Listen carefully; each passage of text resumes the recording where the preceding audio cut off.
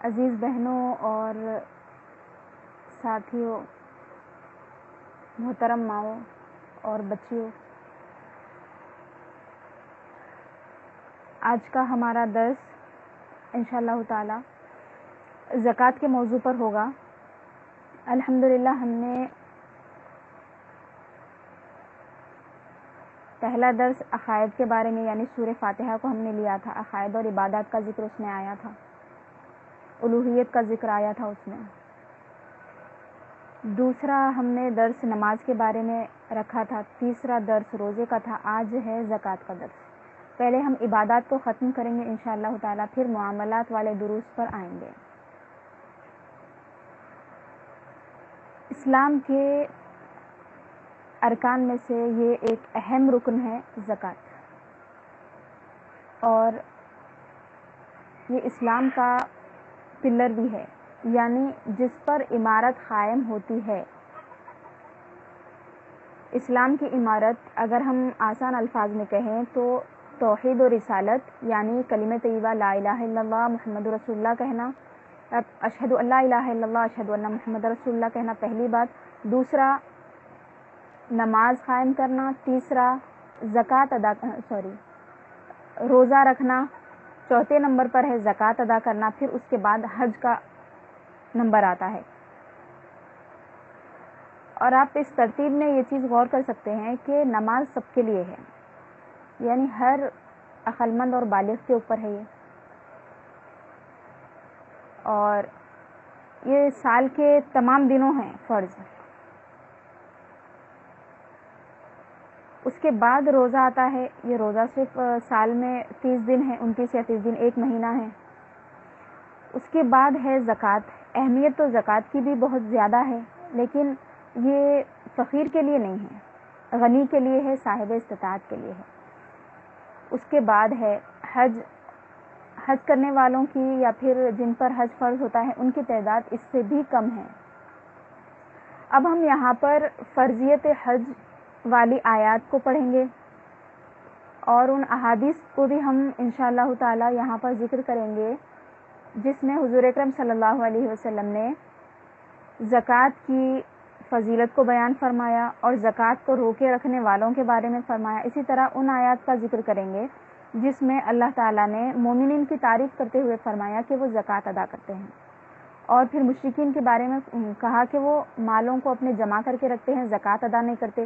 پھر ان مسلمان بندوں کے بارے میں بھی فرمایا کہ جو زکوٰۃ اپنے مالوں کی ادا نہیں کرتے ان کے لیے عذاب ہے۔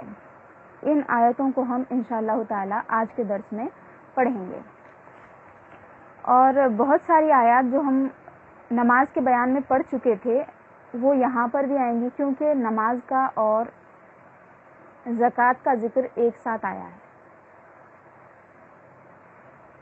نماز جیسی عظیم عبادت کے ساتھ بار بار زکوٰۃ کا ذکر اللہ تعالیٰ نے کیا ہے، تو اس سے یہ بات بھی سمجھ میں آتی ہے کہ نماز کی جیسی اہمیت ہے زکوٰۃ کی بھی بہت زیادہ اہمیت ہے۔ نبی کریم صلی اللہ علیہ وسلم نے فرمایا کہ جس نے اپنے مال کی زکوٰۃ ادا کی اس نے اپنا اسلام مکمل کر لیا، یعنی دین کی تکمیل کا ذریعہ بتایا گیا ہے زکوٰۃ کو۔ ان تمام اسلامکم ان تؤدوا زکوٰۃ اموالکم، یہ حدیث شریف کے الفاظ ہے کہ تمہارے اسلام کی تکمیل اس میں ہے، مکمل ہونا اس میں ہے کہ تم اپنے مالوں کی زکوٰۃ ادا کرو۔ اب ہم سورہ بقرہ کی 2-4 آیتیں پڑھتے ہیں۔ پہلے اعوذ باللہ من الشیطان الرجیم، بسم اللہ الرحمن الرحیم، وَأَقِیمُوا الصَّلَاةَ وَآتُوا الزَّکَاةَ وَارْکَعُوا مَعَ الرَّاکِعِینَ، اور نماز قائم کرو اور زکوٰۃ دو، زکوٰۃ ادا کرو اور رکوع کرنے والوں کے ساتھ رکوع کرو۔ اس آیت میں دیکھیے 3 باتوں کا حکم ہے۔ پہلے نماز قائم کرنے کا حکم ہے، دوسرا زکوٰۃ دینے کا حکم ہے، تیسرا جماعت کے ساتھ نماز پڑھنے کا حکم ہے، یعنی نماز کا حکم دینے والا جو ہے اس کو نماز بھی پڑھنا چاہیے، یہ بھی بات اس میں بتائی گئی۔ وہ کیسے ہوا؟ یہ تھا کہ یہودی اور نصرانی خود تو نماز نہیں پڑھتے اور زکوٰۃ نہیں دیتے، لیکن لوگوں کو نصیحت کرتے تھے کہ یہ نماز ادا کریں، روزہ رکھیں، نیکی کے کام انہیں بتاتے تھے، احکام الہی لوگوں کو بتاتے تھے اور خود عمل نہیں کرتے تھے۔ تو یہ آیت نازل ہوئی کہ تم نماز قائم کرو، زکوٰۃ دو، اور رکوع کرنے والوں کے ساتھ رکوع بھی کرو، صرف حکم دے کے چھوڑ دو مت۔ اب اس آیت کی تفسیر میں 2-3 باتیں ہم یہاں پر دیکھتے ہیں۔ تفسیر طبری میں لکھا ہے کہ زکوٰۃ کا مطلب کیا ہے؟ ادا الصدقہ المفروضہ، فرض صدقے کو ادا کرنا۔ مطلب یہ ہے کہ جو صدقہ دینا فرض ہے وہ صدقہ اس آیت میں مراد ہے، یعنی بعض صدقے نفلی ہوتے ہیں، جیسے اللہ تعالیٰ سے قربت کی نیت سے یا پھر مریض کی شفا کی نیت سے جو ہم صدقہ دیتے ہیں وہ نفل صدقے ہیں، یا پھر سنت کی نیت سے دیتے ہیں، حضور اکرم صلی اللہ علیہ وسلم کی سنت ہے صدقہ دینا، صدقہ دیتے ہیں۔ تو فرض صدقہ جو ہے وہ زکوٰۃ ہے۔ اور زکوٰۃ کے معنی بتاتے ہوئے لکھا ہوا ہے تفسیر میں، اصل الزکوٰۃ نماء المال و تثمیرہ و زیادتہ۔ لفظ زکوٰۃ کے معنی یہ ہے، اس کی اصل یہ ہے کہ مال کو بڑھانا، زکوٰۃ بڑھانا مال کو، اور اس کو انویسٹ کرنا۔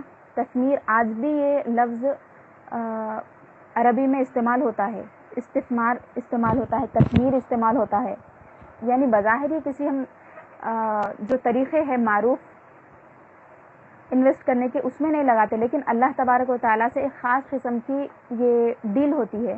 تو اسی لیے مفسرین کرام نے لکھا ہے کہ زکوٰۃ کا معنی لفظی معنی میں خود یہ بات ہے کہ مال کو بڑھانا، اس کی تثمیر کرنا، انویسٹ کرنا، اور اس کو وزیادت، اس کے بھی معنی بڑھانے کے ہیں۔ اب اور ایک آیت ہے 110 آیت سورہ بقرہ کی، وَأَقِيمُوا الصَّلَاةَ وَآتَوُا الزَّكَاةَ وَمَا تُقَدِّمُوا لِأَنفُسِكُم مِّن خَيْرٍ تَجِدُوهُ عِندَ اللَّهِ إِنَّ اللَّهَ بِمَا تَعْمَلُونَ خَبِيرٌ۔ وَآتُوا الزَّكَاةَ، اور نماز قائم کرو اور زکوٰۃ دو، اور جو تم اپنے لیے بھلائی کو آگے بھیج دیتے ہو تم اسے اللہ تعالیٰ کے پاس پاؤ گے، بے شک اللہ تعالیٰ بہت زیادہ جاننے والا ہے، خبر رکھنے والا ہے ان چیزوں کی جو تم کرتے ہو، تمہارے کاموں کی خبر رکھنے والا ہے۔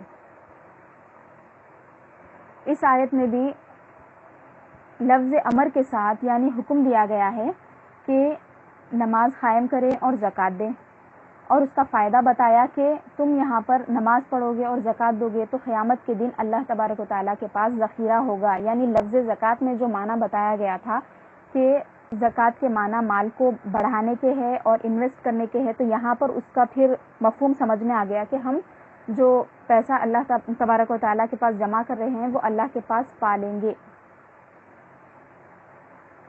اب یہاں پر دیکھیے آپ حدیث شریف میں، ایک حدیث شریف کو ہم یہاں پر پڑھتے ہوئے پھر آگے جائیں گے۔ حضور اکرم صلی اللہ علیہ وسلم نے فرمایا کہ من ادا زکاۃ مالہ فقد ذهب عنہ شرہ، جس نے اپنے مال کی زکوٰۃ ادا کر دی، اپنے مال کو پاک کر دیا، اس میں سے صدقہ نکال دیا، تو اس مال کا شر ختم ہو جائے گا، اللہ تعالیٰ اس مال کو پاک کر دیں گے، اس مال کا شر دور ہو جائے گا۔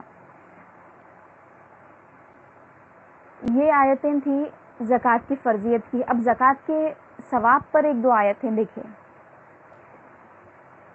سورہ بقرہ کی آیت ہے 277 آیت ہے، ان الذین آمنوا وعملوا الصالحات واقاموا الصلاة وآتوا الزکاة لهم اجرهم عند ربهم ولا خوف علیہم ولا هم يحزنون۔ بے شک جو لوگ ایمان لائے اور نیک عمل کیے، 2 چیزیں ہو گئی۔ دیکھیے وہ لوگ جو ایمان لائے، صرف ایمان نہیں، ساتھ میں نیک عمل بھی فرما دیا، عمل صالح کی بھی ضرورت ہے۔ بے شک جو لوگ ایمان لائے اور نیک عمل کیے، اس کے بعد تیسرے نمبر پہ نماز قائم کیے، پھر چوتھے نمبر پہ فرمایا زکوٰۃ ادا کیے، تو ان کا ثواب بیان فرما رہے ہیں اللہ تعالیٰ، لہم اجرہم عند ربہم، ان کے لیے ان کا اجر ہے ان کے رب کے پاس، ان کے لیے ان کا اجر ہے ان کے رب کے پاس۔ اور دوسری فضیلت یا پھر دوسرا ثواب بیان فرمایا، ولا خوف علیہم، اور ان پر کسی قسم کا خوف بھی نہیں ہوگا، یعنی وہ ڈریں گے نہیں، کیونکہ انہوں نے ایمان لانے کے بعد عمل صالح بھی کیا، نماز بھی قائم کی، زکوٰۃ بھی ادا کیا، تو فرمایا کہ ان پر کسی قسم کا خوف نہیں ہے، اور فرمایا ولا هم یحزنون، اور نہ وہ رنجیدہ ہوتے ہیں۔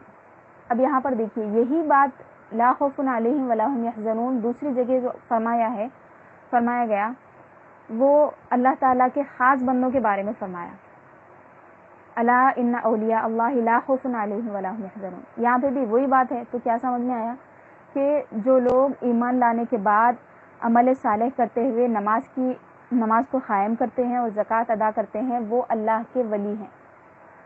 اللہ کا ولی ہونا ایسا نہیں ہے کہ بالکل ایک الگ تھلگ دنیا میں رہنے والا شخص ہی اللہ کا ولی نہیں ہے، مختلف قسم کے لوگ ہیں، کوئی لوگوں میں رہتے ہوئے اللہ کا ولی ہوتا ہے، کوئی لوگوں سے الگ رہتا ہے۔ تو اب دیکھیے آپ صاف صاف آیت میں ہے کہ آگاہ ہو جاؤ کہ اللہ کے دوست ہیں وہ لوگ، کون؟ جن پر ان پر نہ کوئی کسی قسم کا خوف ہے، نہ وہ رنجیدہ ہوتے ہیں۔ اس آیت میں بھی وہی چیز فرمائی گئی، یعنی ایک آیت سے دوسری آیت ہمیں سمجھ میں آ رہی ہے، اسے تفسیر الآیہ بالآیہ کہتے ہیں، یعنی قرآن مجید سے قرآن مجید کی تفسیر، اور اس میں کسی قسم کا بھی کوئی اعتراض بھی نہیں ہے، نہ کسی قسم کا ٹکراؤ ہے۔ اب ہم آگے بڑھتے ہیں۔ ایک آیت تو یہ تھی ثواب کی، زکوٰۃ کے ثواب کو اللہ تعالیٰ نے بیان فرمایا۔ دوسری آیت آپ دیکھیے تفصیلی آیت ہے، اس کے آخری کا حصہ میں پڑھ رہی ہوں، سورہ اعراف کی آیت ہے 165، وَرَحْمَتِي وَسِعَتْ كُلَّ شَيْءٍ، اور میری رحمت ہر چیز سے زیادہ وسیع ہے، بہت زیادہ پھیلی ہوئی ہے میری رحمت۔ فَسَأَكْتُبُهَا لِلَّذِينَ يَتَّقُونَ وَيُؤْتُونَ الزَّكَاةَ وَالَّذِينَ هُمْ بِآيَاتِنَا يُؤْمِنُونَ، تو میں اس کو یعنی میری رحمت کو لکھتا ہوں ان لوگوں کے لیے جو متقی ہیں پہلے نمبر پہ، دوسرے نمبر پہ اور وہ زکوٰۃ دیتے ہیں، تیسری بات اور وہ ایمان والے ہیں ہماری آیتوں پر۔ یعنی اللہ تعالیٰ نے اپنی وسیع رحمت کا ذکر فرمایا، ہر چیز پہ ہے اللہ کی رحمت، کافروں کے لیے بھی ہے اللہ کی رحمت، صرف انسانوں کے لیے نہیں ہے، پھر جانوروں کے لیے بھی ہے، جمادات کے لیے بھی ہے، سب کے لیے اللہ تبارک و تعالیٰ کی رحمت ہے، وسیع ہے فرمایا۔ پھر فرمایا کہ خاص کس کے لیے رحمت کو اللہ نے کیا ہے، میں اس کو لکھوں گا ان لوگوں کے لیے جو متقی ہیں، الذین یتقون، جو تقوی اختیار کرتے ہیں، ڈرتے ہیں اللہ سے، اور دوسری بات وہ زکوٰۃ ادا کرتے ہیں، یعنی تقوی کا تقاضا ہے کہ زکوٰۃ ادا کی جائے، اور وہ لوگ جو ہماری آیتوں پر ایمان لاتے ہیں۔ مطلب یہ بات سمجھ میں آئی کہ یہ تینوں چیزیں جہاں بھی اس قسم کی ایک کے بعد ایک دو تین چیزیں ایک ہی آیت میں جمع ہوئی تو اس کا مطلب یہ ہوتا ہے کہ وہ تینوں چیزیں تقریباً ایک حکم میں ہیں۔ مطلب یہاں پہ اللہ کی رحمت خاص ان کے لیے ہے جو یہ تینوں کام کرتے ہیں، متقی بھی ہیں، زکوٰۃ بھی ادا کرتے ہیں، اللہ کی آیتوں پر نشانیوں پر ایمان بھی رکھتے ہیں۔ اب یہاں پہ دیکھیے ابھی ہم پہلی والی آیت میں جو بات کیے تھے کہ بے شک جو لوگ ایمان لائے اور نیک عمل کیے اور نماز قائم کیے، زکوٰۃ دی، ان کا اجر ان کے رب کے پاس ہے، اور نہ ان کو کسی قسم کا خوف ہے، نہ وہ رنجیدہ ہوں گے۔ تو میں نے ابھی آپ کو بتایا تھا کہ یہ اللہ کے دوستوں کے بارے میں کہا گیا ہے۔ اب اس آیت میں بھی وہی بات آئی، دیکھیے ایک دوسری آیت میں ہے ان اولیاءہ الا المتقون، اس کے ولی، اس کے دوست، اللہ کے دوست کون ہیں؟ متقی ہیں۔ تو اس آیت میں کیا فرمایا؟ میں اپنی رحمت کو ان لوگوں کے لیے لکھتا ہوں جو متقی ہیں، یعنی اپنے دوستوں کے لیے، اپنے اولیاء کے لیے، اور کس کے لیے؟ وہ لوگ جو زکوٰۃ ادا کرتے ہیں اور جو ہماری آیتوں پر ایمان رکھتے ہیں۔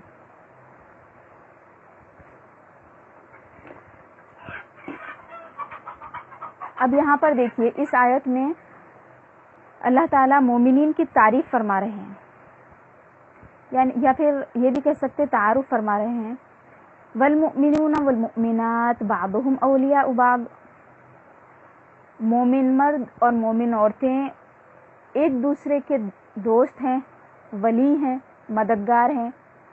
یأمرون بالمعروف وینہون عن المنکر، وہ نیکی کا، معروف کا حکم دیتے ہیں، صحیح طریقے سے کام کرنے کا حکم دیتے ہیں یا نیکی کرنے کا حکم دیتے ہیں. وینہون عن المنکر، اور ناپسندیدہ چیز یا پھر گناہ کی چیز سے روکتے ہیں ایک دوسرے کو آپس میں.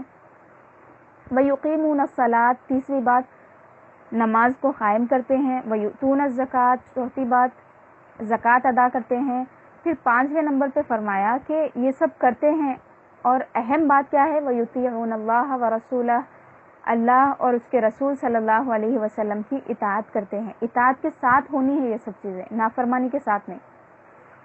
اولئک سیرحمہم اللہ ان اللہ عزیز الحکیم، یہ وہ لوگ ہیں، یعنی یہ خاص قسم کے مومن مرد اور مومن عورتیں جو یہ 5 کام کرتے ہیں. 5 کام کیا ہے؟ نیکی کا حکم دیتے ہیں، برائی سے روکتے ہیں اور نماز قائم کرتے ہیں، زکوٰۃ دیتے ہیں اور اللہ اور اس کے رسول صلی اللہ علیہ وسلم کی اطاعت کرتے ہیں. ان کے بارے میں کیا فرمایا؟ یہ وہ لوگ ہیں کہ عنقریب اللہ تعالیٰ ان پر رحم فرمائے گا. بے شک اللہ تعالیٰ عزت والا ہے، غلبے والا ہے اور حکیم ہے، حکمت والا ہے. تو آپ دیکھیے یہاں پر خاص طور سے مومنین کی صفات بیان کی گئی. ان کے بارے میں بتایا کہ مومنین یہ لوگ ہیں، آپس میں ایک دوسرے کے مددگار ہیں وہ. اس کے بعد ان کی 5 صفات کو بیان کرتے ہوئے زکوٰۃ کا بھی اللہ تعالیٰ نے ذکر کیا ہے. پھر اور ایک جگہ فرمایا، یہاں بھی صفات میں ان کی صفات بیان کرتے ہوئے زکوٰۃ کا ذکر فرمایا. رجال لا تلہیہم تجارۃ ولا بیع عن ذکر اللہ واقام الصلاۃ وایتاء الزکاۃ یخافون یوما تتقلب فیہ القلوب والابصار. ایسے مرد، ایسے لوگ جن کو تجارت اور خرید و فروخت، بیع اللہ کے ذکر سے غافل نہیں کرتی ہے. یعنی وہ تجارت نہیں کرتے یا پھر خرید و فروخت نہیں کرتے، بازار نہیں جاتے یا پھر بزنس نہیں کرتے. نہیں فرمایا تجارت تو یہ خاص لوگوں کے لیے، ہر کوئی آدمی تجارت نہیں کرتا، لیکن بیع ہر آدمی کرتا ہے. عام آدمی بھی خرید فروخت کا حصہ بنتا ہے. تو 2 لوگوں کے لیے بھی فرما دیا کہ ایسے لوگ جو خاص قسم کے لوگ ہیں، یہ امیروں میں بھی نہیں ہے، صرف غریبوں میں بھی نہیں، دونوں میں بھی ہو سکتے ہیں. یہ جو بڑا طبقہ ہے، بزنس مین لوگ ہیں، جو ان کے لیے فرمایا کہ ان کی تجارت انہیں اللہ کے ذکر سے نہیں روکتی، اور جو چھوٹی موٹی چیز بھی خریدتے ہیں یا پھر کوئی بڑی چیز بھی خرید لیتے ہیں، ان کے لیے بھی فرمایا کہ اللہ تعالیٰ کے ذکر سے وہ چیز انہیں نہیں روکتی ہے، اور نماز قائم کرنے سے بھی نہیں روکتی، نہ زکوٰۃ دینے سے روکتی ہے. اور وہ ڈرتے ہیں اس دن سے جس دن دل اور آنکھیں پلٹ جائیں گی. یعنی ہیبت جو ہوگی قیامت کے دن کی، اس کو اس طرح فرمایا کہ دل پلٹ جائیں گے اور آنکھیں پلٹ جائیں گی. تو آپ یہاں پر دیکھیے کہ اللہ تعالیٰ نے اپنے خاص بندوں کی، اپنے مومن بندوں کی، اپنے دوستوں کی صفت بیان فرمائی ہے کہ وہ دنیاوی کاروبار میں مصروف رہتے ہوئے اللہ تعالیٰ کے ذکر سے غافل نہیں ہوتے. تجارت نہیں کرتے نہیں فرمایا، بیع نہیں کرتے نہیں فرمایا، خرید و فروخت نہیں کرتے نہیں، بلکہ انہیں خرید و فروخت اور تجارت اللہ کے ذکر سے اور ان 4-5 کاموں سے نہیں روکتی. پہلے نمبر پہ اللہ کا ذکر ہے، دوسرے نمبر پہ نماز قائم کرنا ہے، تیسرے نمبر پہ زکوٰۃ ہے. اس کے بعد پھر یہاں پر اس کے بعد فرمایا یخافون یوما تتقلب فیہ القلوب والابصار، اور وہ ڈرتے ہیں، اللہ کا خوف رکھتے ہیں، اس دن کا خوف رکھتے ہیں جس میں دل پلٹ جائیں گے اور آنکھیں پلٹ جائیں گی. اب یہاں پر ایک آیت ہم خصوصی آیت لیتے ہیں جو عورتوں کے لیے خاص ہے. یہ جو آیتیں تھیں اس میں مردوں اور عورتوں کے لیے عمومی حکم تھا. اب یہاں پر دیکھیے اس آیت میں سورہ احزاب کی آیت 33 ہے، اس میں اللہ تعالیٰ خاص طور سے عورتوں کو حکم فرما رہے ہیں وَقَرْنَ فِي بُيُوتِكُنَّ وَلَا تَبَرَّجْنَ تَبَرُّجَ الْجَاهِلِيَّةِ الْأُولَى وَأَقِمْنَ الصَّلَاةَ وَآتِينَ الزَّكَاةَ وَأَطِعْنَ اللَّهَ وَرَسُولَهُ انما یرید اللہ لیذھب عنکم الرجس اہل البیت ویطہرکم تطہیرا، اور تم اپنے گھروں میں رہو. یہاں پہ اس آیت میں کچھ پہلے امہات المؤمنین کا ذکر آیا تھا، تو ان کے لیے یہ خاص طور سے آئی تھی آیت، اور تمام مومن عورتوں کے لیے بھی ہے اس آیت میں حکم. فرمایا کہ جب ان کے لیے حکم ہے تو دوسری عورتوں کے لیے، تمام مومن عورتوں کے لیے بطور خاص حکم ہے. تو اس میں کیا کیا احکام ہیں؟ تم اپنے گھر میں رہو، یعنی غیر ضروری گھر سے باہر نہیں نکلنے کا حکم ہے. دوسرے نمبر پر ولا تبرجن تبرج الجاہلیت الاولی، اور تم اپنے آپ کو ایسے مت بناؤ یا پھر سنوارو جیسے پہلی والی جاہلیت میں، کم علمی اور نادانی میں جو ہوتا تھا، یا پھر اسلام آنے سے پہلے جیسے عورتیں کیا کرتی تھیں، اپنے جسم کو ننگا رکھتی تھی، بالوں کو کھلا رکھتی تھی، سینوں کو کھلا رکھتی تھی، چہروں کو نہیں ڈھانکتی تھی اور زینت کر کے گھر سے باہر نکل کے پھرتی تھی. تو فرمایا کہ پہلی جہالت میں جیسے ہوتا تھا اس قسم کی زینت مت اختیار کرو.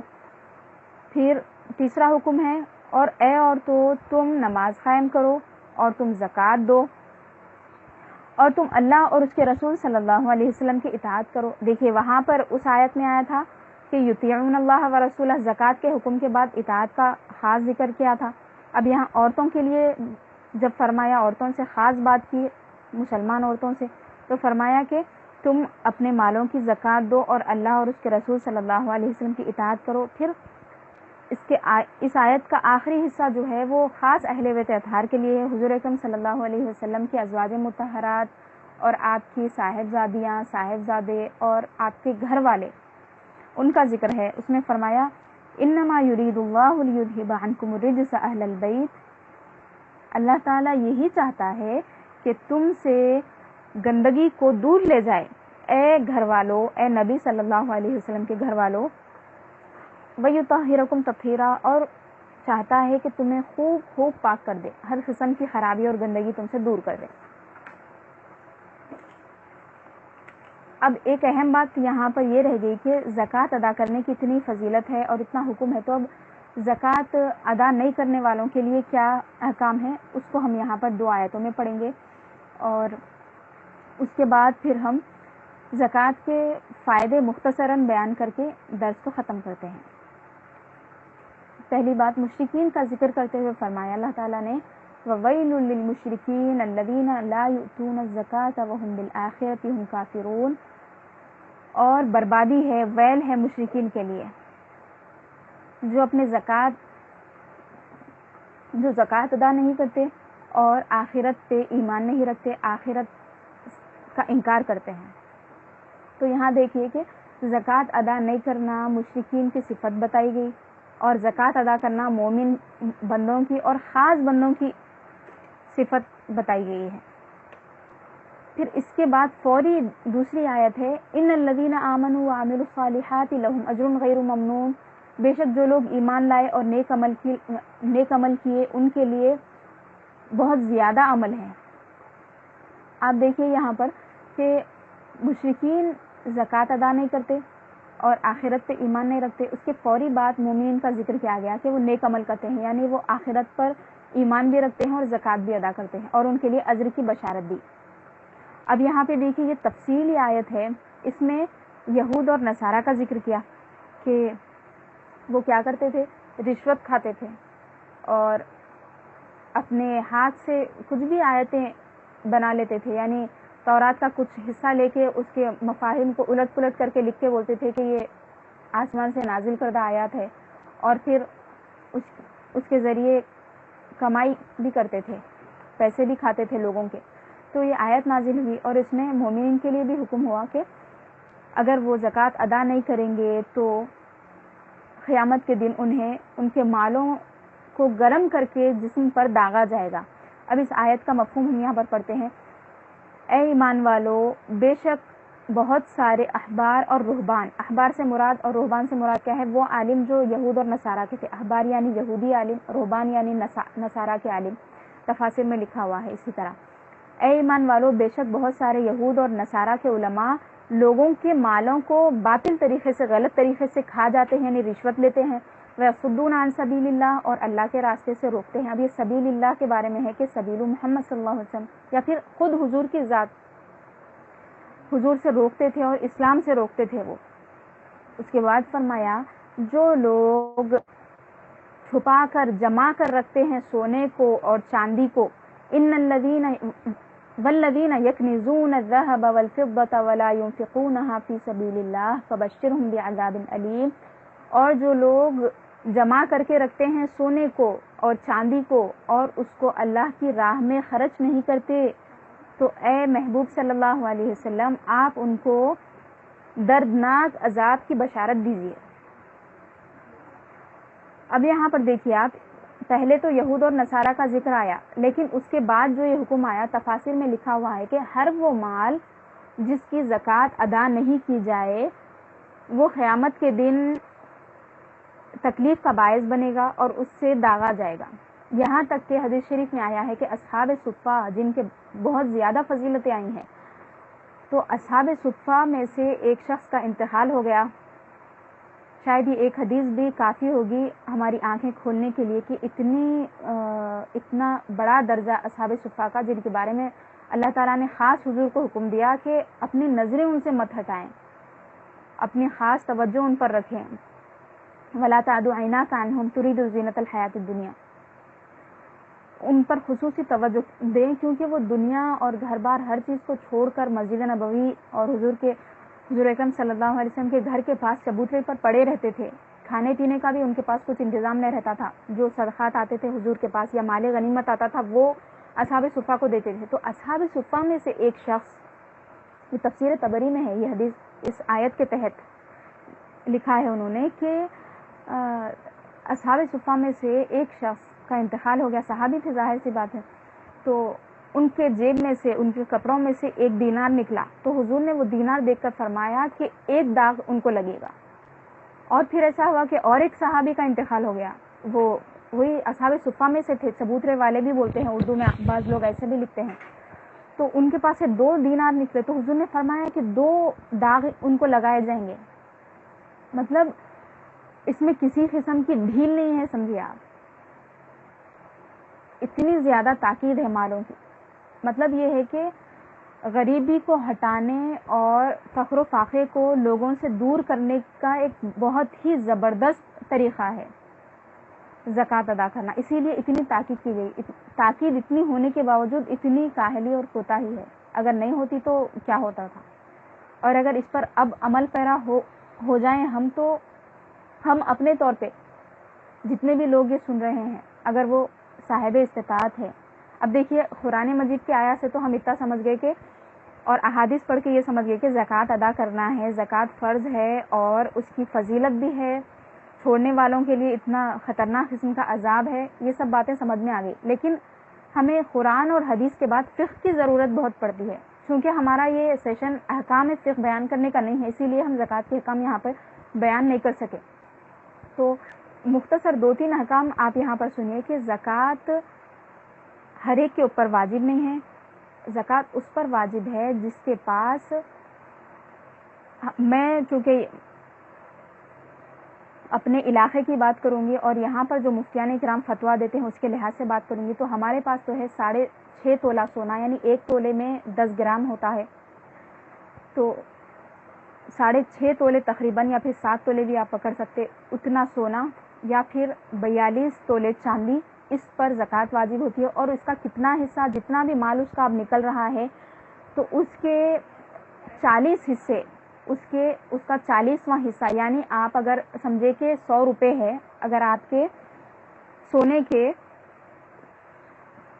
100 روپے بنتے ہیں، یعنی 10 تولے ہے آپ کے پاس، یا پھر 7.5 تولے ہے، یا پھر 20-50 جتنے بھی تولے ہیں، تو اس کا 10واں، اس کے اگر مثال کے طور پر ہم چھوٹی سی مثال لے رہے ہیں سمجھنے کے لیے، 10 روپے اگر اس کے بنتے ہیں، 100 روپے اگر اس کے بنتے ہیں، تو 100 روپے کا کیا کرنا ہے اپنے کو 40واں حصہ لینا ہے، یعنی 2.5 روپے، 2 روپے پہ آدھا روپیہ سمجھیے آپ، یعنی بہت تھوڑا سا حصہ ہے یہ زکوٰۃ کا. یہ 2 باتیں ہوگی، ایک سونا ہے، دوسرا چاندی ہے.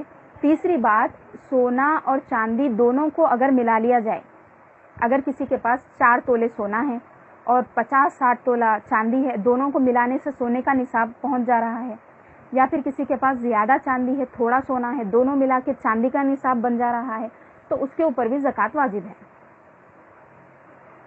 اور علماء کرام آسانی کے لیے یہ فرماتے ہیں کہ سونا جس وقت آپ نے خریدا تھا، جامع نظامیہ کا بھی یہی فتویٰ ہے کہ سونا جس وقت آپ نے خریدا تھا اس کی جتنی قیمت تھی وہ قیمت کو آپ لیں، یا پھر بازار میں اب آپ اپنا سونا اگر لے کر جائیں گے تو اس کی جتنی قیمت آتی ہے اس قیمت کا لحاظ رکھتے ہوئے اس کا 40واں حصہ نکالا جائے گا۔ اب یہاں پر بس ہم درس کو یہاں پر ختم کریں گے۔ ایک اہم بات، بہترین صدقہ کون سا ہے اور صدقے کا بہترین طریقہ کون سا ہے، اس کے بارے میں ایک دو حدیث ہم یہاں پر پڑھ لیتے ہیں۔ حضرت ابو ہریرہ رضی اللہ عنہ سے روایت ہے، آپ نے فرمایا، حضور اکرم صلی اللہ علیہ وسلم نے فرمایا کہ خیر الصدقۃ ما کان علی ظہر غنا وابدأ بمن تعول، بخاری شریف کی حدیث ہے، بہترین صدقہ وہ ہے جو صدقہ ادا کر دینے کے بعد بھی آدمی کے پاس مال باقی رہے، غنا رہے، اور فرمایا کہ ان کو صدقہ دینا شروع کرو، وہاں سے صدقہ دینا شروع کرو جن کے تم ذمہ دار ہو، یا پھر اپنے ماتحت جو لوگ ہیں ان کو دینے سے شروع کرو۔ اور حضرت ابو امامہ رضی اللہ عنہ سے روایت ہے، وہ کہتے ہیں کہ حضور اکرم صلی اللہ علیہ وسلم نے فرمایا، یا ابن آدم، اے ابن آدم، انک ان تبذل الفضل خیر لک، اے ابن آدم تمہارے لیے بہتر ہے کہ تم اپنے زائد مال کو خرچ کر دو، اور تمہارے لیے یہ برا ہے کہ تم اپنے مال کو بچائے رکھو۔ پھر کیا فرمایا، تھوڑی سی چھوٹ بھی دی یہاں پر، ولا تلام علی کفاف، اور تمہیں اس بات پر ملامت نہیں کی جائے گی کہ تم ضرورت کے لیے اپنی کچھ بچا کر بھی رکھ لو۔ وابدأ بمن تعول، وہی بات اس حدیث میں بھی ہے، اور تم وہاں سے شروع کرو جہاں جو لوگ تمہارے قریبی ہیں اور جن پر تمہارا حق بنتا ہے۔ والید العلیٰ خیر من الید السفلیٰ، اور اوپر والا ہاتھ نیچے والے ہاتھ سے بہتر ہے۔ اب یہاں پر مختصراً ہم یہاں پر زکوٰۃ کے فائدے بیان کریں گے، دینی فائدے اور دنیاوی فائدے۔ نمبر 1، مال کی پاکی، مال اس سے پاک ہو جاتا ہے، خود حدیث شریف سے ثابت ہے۔ دوسری بات، شر دفع ہو جاتا ہے اس سے۔ حضور نے فرمایا، ایک صحابی نے پوچھا کہ یا رسول اللہ صلی اللہ علیہ وسلم، آپ اس شخص کے بارے میں کیا فرماتے ہیں جس نے اپنے مال کی زکوٰۃ ادا کی؟ حضور نے فرمایا کہ وہ زکوٰۃ اس کے مال کے شر کو دور کر دے گا۔ تیسری بات، اسلام اس سے مکمل ہو جاتا ہے۔ آپ نے شروع میں حدیث شریف سنی کہ تمہارے حضور اکرم صلی اللہ علیہ وسلم نے فرمایا کہ تمہارے اسلام کی تکمیل یہ ہے کہ تم زکوٰۃ ادا کرو۔ چوتھے نمبر پر ہے اس کا فائدہ، اس سے مال کی حفاظت ہوتی ہے، کیونکہ حضور نے فرمایا کہ وَحَسِّنُوا أَمْوَالَكُمْ بِالزَّكَاةِ، تم اپنے مالوں کو خلے میں رکھ دو، یعنی تحسین کر دو، اس کی محفوظ رکھ دو۔ خلے میں جیسا حفاظت ہوتی ہے، گھر سے زیادہ حفاظت خلے میں ہوتی ہے، اور خلے میں عام لوگ تو رہتے بھی نہیں، فوج کے لیے ہوتے ہیں خلے، تو فرمایا کہ اتنی زیادہ حفاظت مال کی ہو جاتی ہے زکوٰۃ کے ذریعے۔